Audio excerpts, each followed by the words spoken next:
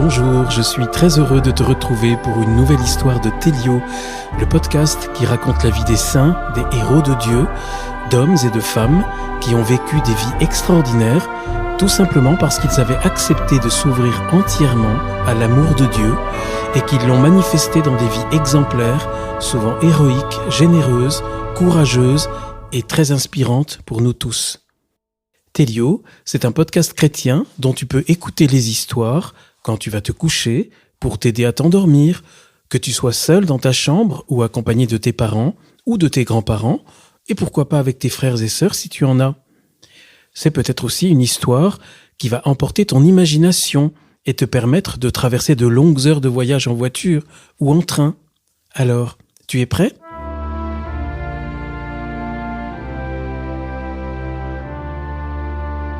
Aujourd'hui, je vais te raconter l'histoire d'une femme qui est morte il n'y a pas très longtemps, en 2008, dans le sud de la France. Cette femme, qui était une religieuse, a attendu l'âge de la retraite quand elle avait 63 ans pour prendre une décision incroyable qui a complètement bouleversé sa vie et qui a fait d'elle une des femmes les plus aimées des Français, un modèle de générosité, d'énergie et de joie, sœur Emmanuelle. Son histoire commence au début du XXe siècle. Ses parents ont choisi de lui donner le prénom de Madeleine. Celle qui prendra le nom religieux de sœur Emmanuelle naît en 1908 à Bruxelles, en Belgique. Son père est français, sa mère est belge. La famille, qui compte 2 autres enfants, vit dans le confort. Son père est dans le commerce de lingerie fine et de vêtements de qualité. Lorsqu'elle n'a que 6 ans, la petite fille vit un drame terrible qui va bouleverser sa vie. Un jour de vacances au bord de la mer, après avoir joué avec elle sur le rivage, son père est allé nager plus loin avant de se faire emporter par une grande vague. Il disparaît dans la mer, il s'est noyé, elle ne le reverra jamais. C'est un choc terrible pour elle, qui aimait si tendrement ce père qui, il y a quelques secondes encore, riait avec elle. La petite Madeleine ne se remettra jamais de la mort si brutale de son père, sous ses propres yeux. Elle dit que c'est à ce moment qu'elle a senti une immense tristesse et un vide creuser son cœur. Elle ne l'oubliera jamais. Plus tard, elle dira aussi que c'est à ce moment que la petite lumière de l'appel à la vie religieuse s'est allumée en elle, comme si c'était la seule réponse qui pouvait la consoler vraiment. Madeleine traverse l'adolescence avec cette tristesse dans le cœur. Un jour, quand elle a 14 ans, elle s'émerveille de voir un chat s'étirer et dormir au soleil. « Si j'étais un chat, se dit-elle, ma vie serait moins compliquée. Je n'aurais pas de peine. » Madeleine aime étudier. Un jour, elle découvre un texte de Blaise Pascal, un grand penseur de l'histoire de France. Il compare l'homme à un roseau, cette plante qui pousse dans les marais ou les terres humides et qui est souvent couchée par le vent, mais qui ne cède jamais. L'homme est comme cette plante, dit Pascal. Il est fragile lui aussi, mais il est le roseau pensant. Il a la capacité de développer sa pensée, et c'est ça qui fait sa force. Sortie de l'adolescence, Madeleine est une jeune femme coquette, un peu dépensière.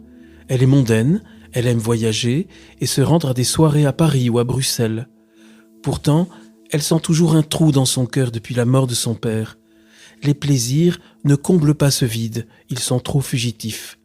Rien ne lui plaît vraiment, elle ne trouve pas de goût à vivre. Madeleine sent monter en elle une révolte. Elle entend parler des misères qui frappent les plus pauvres, que ce soit près de chez elle ou dans les pays les plus pauvres.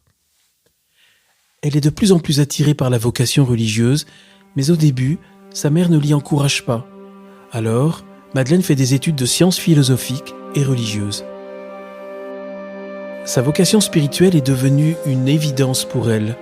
En 1929, elle entre chez les religieuses de la congrégation de Notre-Dame de Sion. Elle prononce ses vœux le 10 mai 1931, à l'âge de 23 ans, et prend le nom de sœur Emmanuelle, qui signifie « Dieu avec nous » en hébreu. Devenue professeure de lettres grâce à ses études, elle demande à être envoyée dans des pays étrangers parce qu'elle pense que cela lui permettra de suivre son chemin, celui d'aider les autres à vivre. La même année, sœur Emmanuelle est envoyée à Istanbul, la plus grande ville de Turquie, aux portes de l'Europe, mais déjà tellement imprégnée par le monde musulman et par l'Asie. Au début, elle enseigne selon ses vœux dans une école pour jeunes filles dans un quartier pauvre de la ville. Mais sa santé est fragile. Sœur Emmanuelle tombe malade et doit sa guérison à la générosité des autres religieuses qui l'accompagnent. Sa supérieure, qui a remarqué l'intelligence de sœur Emmanuelle, décide de l'envoyer dans un autre établissement plus adapté à sa santé fragile, auprès de jeunes filles qui appartiennent aux familles aisées d'Istanbul. Elle y reste ainsi plus de 20 ans, jusqu'en 1954. Elle demande alors à quitter la Turquie. Elle est envoyée dans un autre pays musulman, la Tunisie. Là, sœur Emmanuelle reste pendant 5 ans à enseigner aux filles des Français qui sont installées dans cette région d'Afrique du Nord, agitée par les tensions et même parfois par la guerre pour l'indépendance, comme en Algérie, pour précipiter la fin de la colonisation française. Sœur Emmanuelle n'est pas heureuse à ce poste. Les tensions locales, mais aussi l'indifférence des filles dont elle a la charge, lui pèsent beaucoup. Elle entre en dépression, c'est-à-dire qu'elle recommence à perdre le goût de vivre parce qu'elle n'emploie pas sa générosité à aider ceux qui en ont le plus besoin.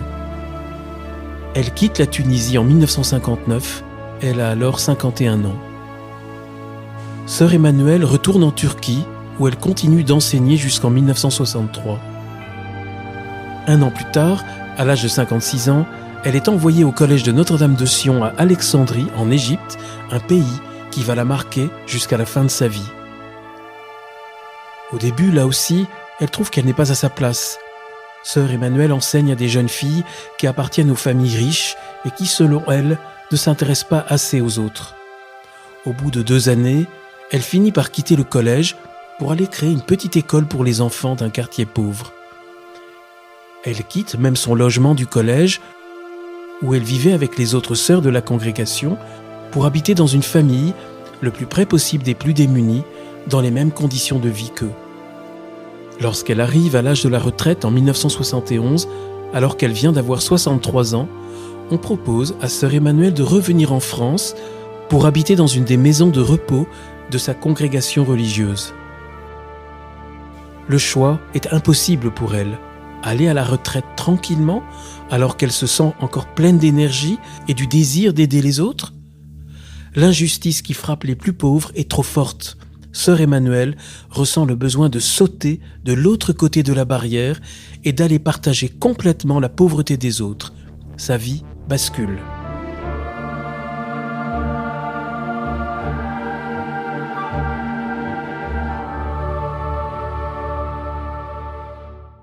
L'injustice, c'est celle qu'elle a connue en Égypte qui l'appelle le plus. Sœur Emmanuelle a été très marquée par le sort des Abalines, ceux qui sont considérés comme les plus misérables du pays.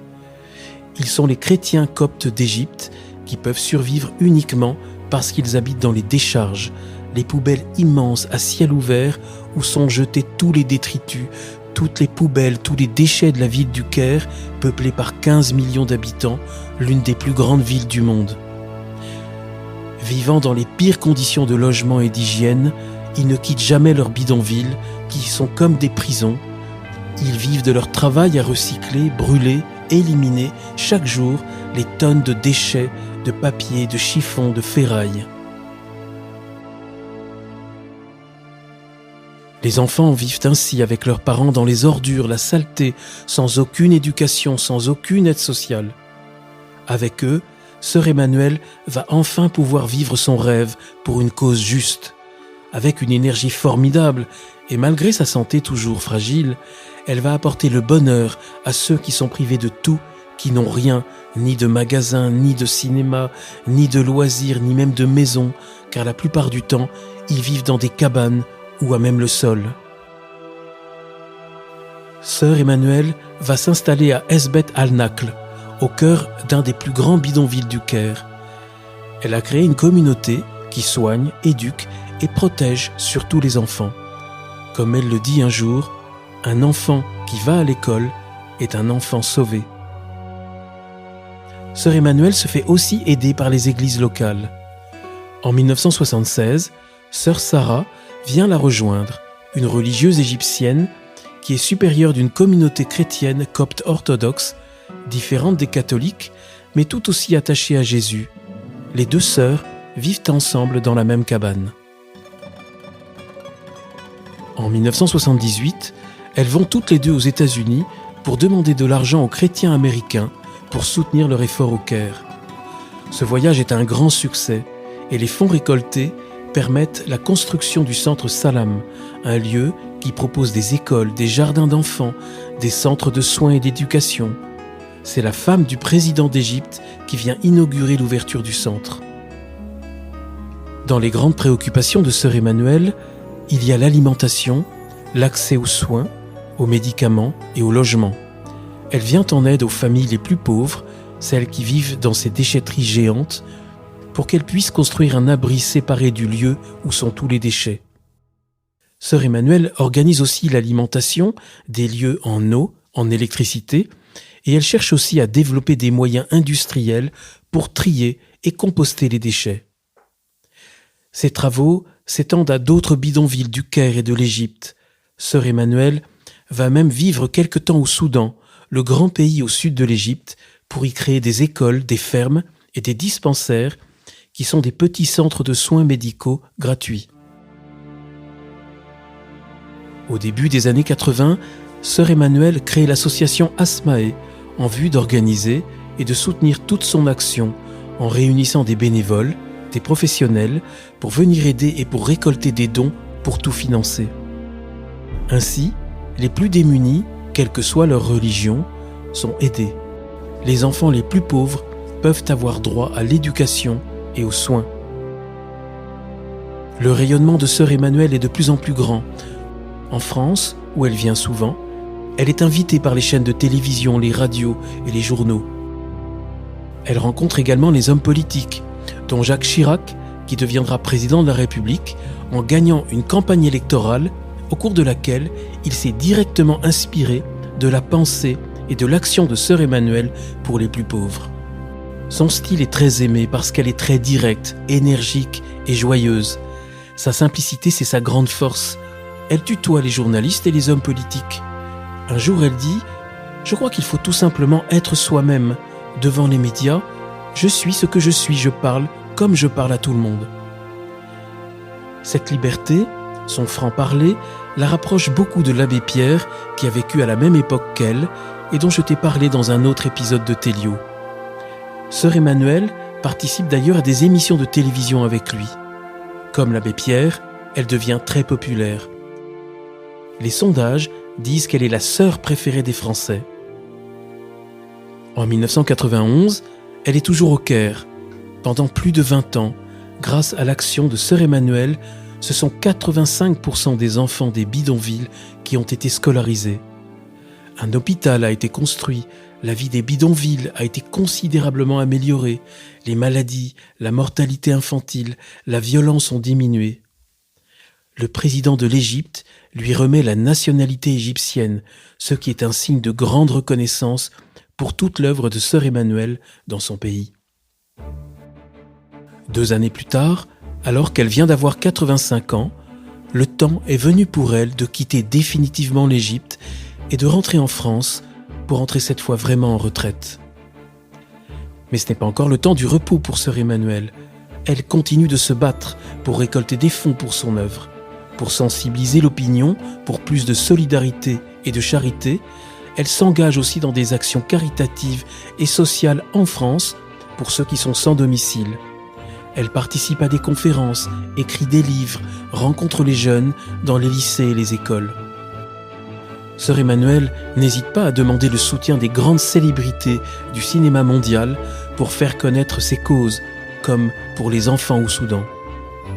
Ce qui frappe le plus quand on a la chance de la rencontrer ou de voir une de ses apparitions à la télévision, c'est son dynamisme, même à plus de 90 ans.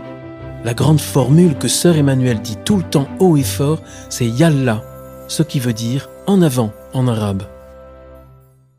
Ce qui frappe aussi, c'est sa grande liberté de parole. Sœur Emmanuelle sait parler des mystères et des souffrances de la vie auxquelles elle a été confrontée dès la mort tragique de son père. Elle le dit, Elle a trouvé la joie et la raison de vivre dans les lieux les plus pauvres. Un jour, elle dit aussi « J'étais plus heureuse dans les bidonvilles qu'en Europe ». Sœur Emmanuelle n'aime pas la tristesse qui règne en France, nos modes de vie trop matérialistes, où nous ne manquons de rien et où pourtant nous nous plaignons tout le temps. Elle a appris au Caire que l'homme, démuni de tout, sait alors vivre des vrais trésors de la vie, qui sont la relation simple avec l'autre, une relation chaleureuse, quotidienne, à tout instant. L'amour de Jésus, c'est l'amour le plus fort qu'elle a connu dans sa vie. Pour sœur Emmanuelle, toute sa foi, son énergie, sa confiance trouvent leur origine dans Jésus et dans sa résurrection. C'est elle et elle seule qui est plus forte que le mal, les souffrances, les drames, les violences, les guerres et la mort. Et si on ne croit pas dans la résurrection et l'éternité de nos vies, dans l'amour de Dieu, dit-elle aussi, alors tout est absurde. S'il lui est parfois arrivé de douter, comme cela nous arrive à tous, sœur Emmanuelle a dit qu'elle a trouvé la lumière dans l'homme lui-même. Elle a dit un jour, « Il y a tant de gens qui savent aimer. L'homme est capable de choses extraordinaires. L'amour transcende tout, c'est merveilleux. » Elle a dit aussi, « Ma soif d'aimer, de partager, d'aller de l'avant, elle est là parce que la vie est belle. » Pour lutter contre les injustices, les inégalités, pour être toujours tourné vers la vie et l'action, il suffit d'être émerveillé. Chaque jour, dit-elle encore, c'est une joie de me réveiller, d'imaginer qui je vais rencontrer, à qui je vais sourire en premier, qui va me sourire aussi, à qui je vais pouvoir donner de la joie et comment je vais pouvoir recevoir la joie. Alors qu'elle allait fêter son centenaire, sœur Emmanuelle a préféré rejoindre le ciel le 20 octobre 2008. Aujourd'hui, elle continue d'être très présente dans le cœur de beaucoup de Français, comme de tous ceux au Caire à qui elle a tant apporté. Asmae, son association, poursuit sa mission dans 8 pays. Elle développe toujours de nouveaux projets pour construire des dispensaires, des écoles, des logements pour des dizaines de milliers de bénéficiaires. Peut-être qu'un jour aussi, sœur Emmanuelle sera reconnue par l'Église comme une de ses grandes saintes. Voilà. Cette histoire est terminée, celle d'une femme qui n'avait pas peur de bousculer les choses et qui n'a pas eu peur non plus, alors qu'elle entrait à l'âge où on va à la retraite, de commencer une nouvelle vie et de révolutionner beaucoup de choses autour d'elle avec la même énergie que Jésus pendant ses 3 années de vie publique en Terre Sainte. Sœur Emmanuelle, celle qu'on appelait la petite sœur des chiffonniers ou la petite sœur des pauvres, c'est un modèle pour tous, pour les enfants bien sûr, particulièrement ceux qui ont rencontré de grands chagrins comme elle, un modèle pour les parents aussi, et aussi pour ceux qui avancent en âge et qui sont tentés par le découragement. Sœur Emmanuelle le disait, il n'y a pas de fatalité. Si tu tiens vraiment à quelque chose, à un rêve ou à une cause, il faut s'acharner. Alors, on est toujours vainqueur. J'espère que tu as aimé cette histoire et que le modèle de sœur Emmanuelle a gonflé ton cœur d'amour, de bonne énergie et de joie. Et s'il est venu le temps pour toi d'aller dormir, je te souhaite de faire de beaux rêves, pleins de joie et des sourires de sœur Emmanuelle et des innombrables enfants du Caire. Yallah, en avant et à bientôt.